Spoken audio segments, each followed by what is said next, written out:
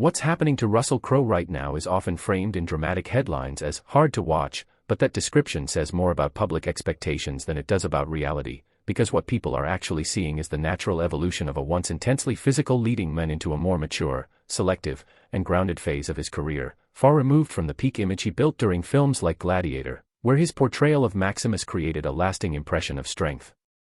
discipline, and heroic presence that audiences still associate with him decades later. In contrast, his current appearance, marked by weight changes, a fuller figure, and a more relaxed lifestyle, has sparked online reactions that interpret normal aging as decline, even though there is no confirmed evidence of any serious health crisis or professional downfall, and in fact, Crowe continues to work steadily, taking on roles that rely more on depth, experience, and character complexity rather than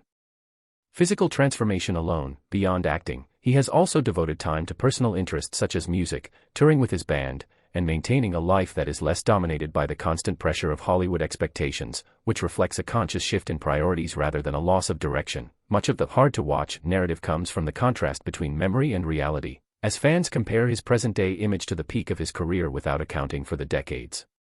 that have passed, creating a sense of emotional shock rather than an actual negative change. Additionally, candid photos and media coverage often exaggerate this perception by focusing on moments that highlight difference rather than continuity, reinforcing a narrative that doesn't fully capture the broader picture of his life and career. Ultimately, what is happening to Russell Crowe is not a tragic decline, but a transition into a later stage of life where success is defined less by